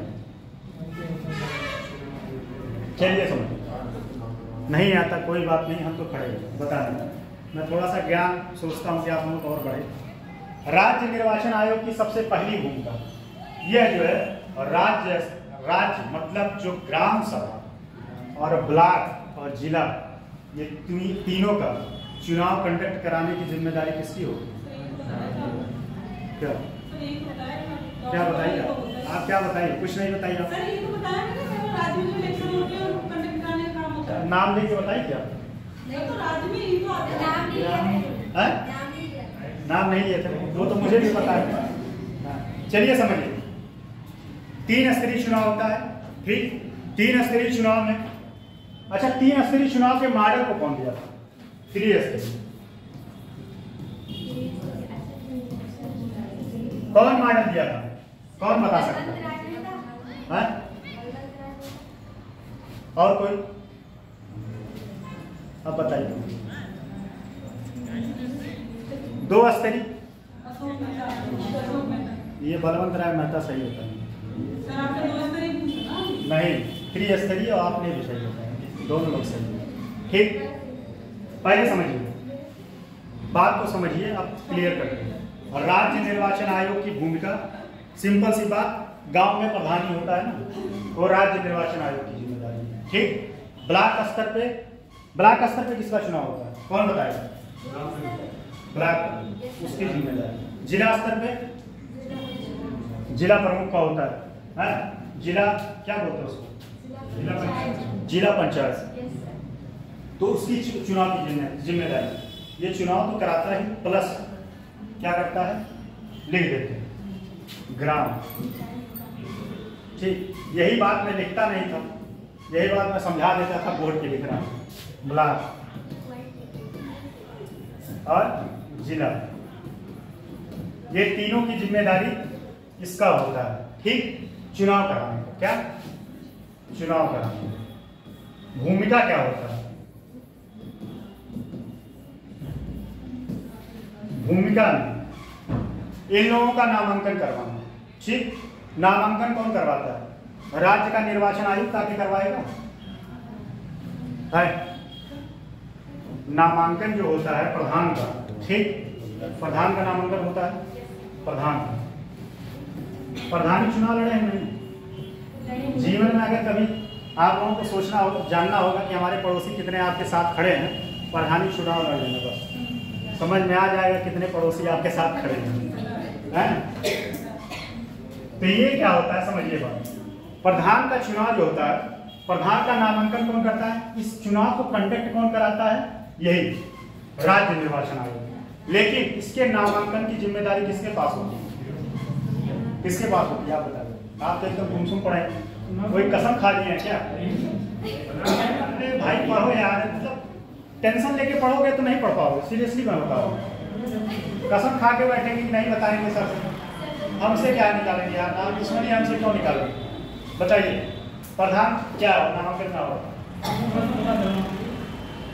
भारतीय संविधान का आर्टिकल 240 के तहत किसके? 240 के। हाँ नहीं, हम देखिए आप हम जो पूछे हैं उतना बताइए। इसी पर संवैधानिक प्रावधान बताया आपने। हाँ चलिए ना, पॉइंट बताते हैं सही है। आर्टिकल के तहत एक राज्य निर्वाचन आयोग होगा, इसका एक अध्यक्ष होगा, और हर राज्य में अलग अलग संख्या की होगी। कितने मेंबर होते हैं इसमें? यूपी में तो 2 हैं, 2 सारे में एक। वैसे कितने का प्रावधान? वैसे सर ये राज्य निर्वाचन आयोग के जो सदस्य थे इनका बदलता रहता था। राज्य में छोड़ दिया गया है। चलिए आगे बढ़ जाएगा, टॉपिक से भटक जाएंगे। बस टॉपिक ये था कि प्रधान का निर्वाचन, जो प्रधान का जो नामांकन होता है वो कहाँ होता है? राज्य निर्वाचन आयोग के प्रदेश में जिलाधिकारी के द्वारा। बस यही पॉइंट, जिलाधिकारी, ठीक, बात समझिए। तो जिलाधिकारी, और एक बात ध्यान दीजिएगा, जिला अधिकारी लोगों को प्रमाण पत्र भी देता है। क्या देता है? ये समझ सकते हैं जिले का वो निर्वाचन अधिकारी भी होता है, जिला अधिकारी, निर्वाचन अधिकारी। एक बात तो ये हो गया। दूसरा बात, लोगों का सिंबल देना। किसको? जो प्रत्याशी हैं उनको सिंबल देना, सिंबल देना, ठीक, सिंबल देना। तीसरी बात, 2 बात समझ में आई। पहली बात कि इनको जो है नामांकन करवाना, सिंबल देना, चुनाव की घोषणा करना। क्या? चुनाव के डेट का घोषणा करना, ठीक। और एक बात और कि अगर लग गया कि चुनाव फर्जी तरीके से हुआ तो यह डायरेक्ट निरस्त हो जाएगा कि कैसे होगा? एक इलाहाबाद का केस था, 2 साल से कोई ब्लॉक प्रमुख अगर चुन के आता है, ठीक, या मेयर, तो उसको निरस्त करने का उसका चुनाव किसके पास पावर होता है? कौन बता सकता है? इस पे एक चॉकलेट है,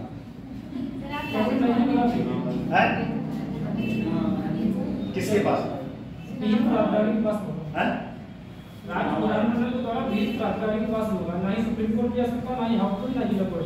लेकिन ये हाई कोर्ट में जाता है। सुनिए मैं बताऊं, इलाहाबाद का एक केस, एक महापौर की, ठीक, जो है, तो उनका जो केस, उनका माना गया कि कुछ गलत तरीके से हो गया था चुनाव।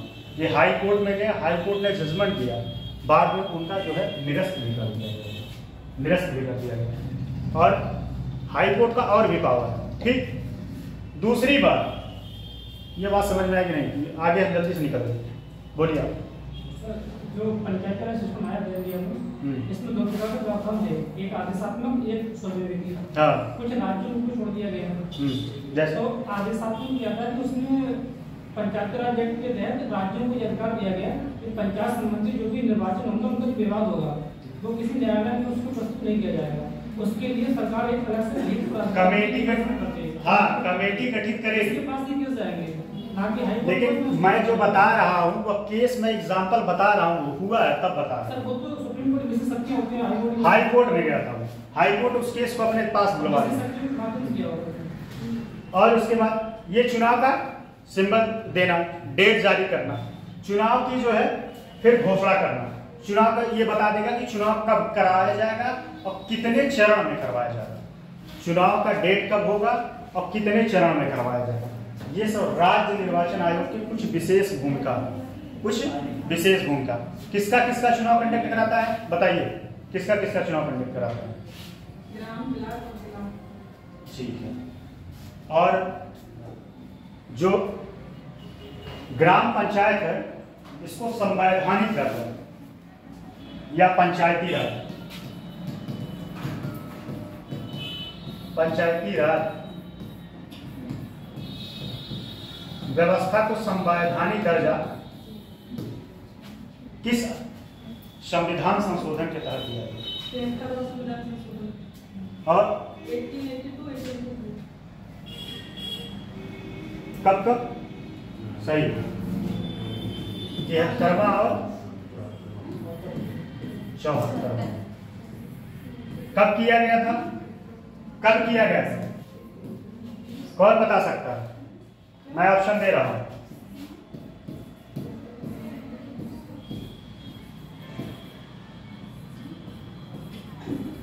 बताइए इस टीम में।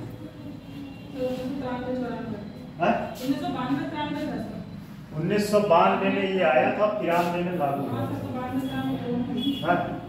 और ये बताइए पंचायती राज दिवस कब मनाया जाएगा? 24 अप्रैल। ठीक, इतनी बातें समझ में आएगी। फिर से समझ लीजिए, इसका काम क्या है? 3 स्तर का चुनाव कराना, ग्राम, ब्लॉक, जिला, और जितने प्रत्याशी हैं उस चुनाव के बारे में उन लोगों को सिंबल देना, सिंबल देने के साथ साथ चुनाव की घोषणा करना, चुनाव की प्रक्रिया को बनाना किस तरीके से कितने चरण में होगा, और राज्य का जो है, और राज्य का निर्वाचन अधिकारी कौन होता है? जिला अधिकारी होता है। उसी के मार्गदर्शन में और जो है पर्चा दाखिला भी वहीं पे होता है। इतनी बात समझ में आएगी नहीं? लिखेंगे कि नहीं? लिखिएगा, नेक्स्ट लिखिए। 12:30 हो गए। इसके बाद क्लास नहीं है क्या? चलिए लिखिएगा, लिखिए फिर थक गए। लिखिए तब। क्यों? पढ़ने की मन नहीं है? नहीं, आधा घंटा लिखिए। जैसे क्लास नहीं होगा तभी वो जो है।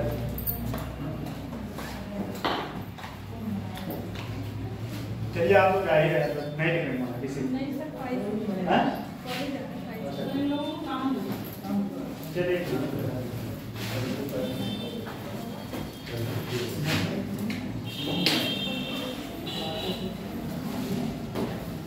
हाँ, लेकिन सच में मेरा माइंड डिस्टर्ब हो गया सच में।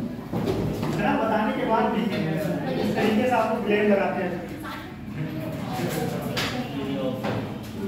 Thank you.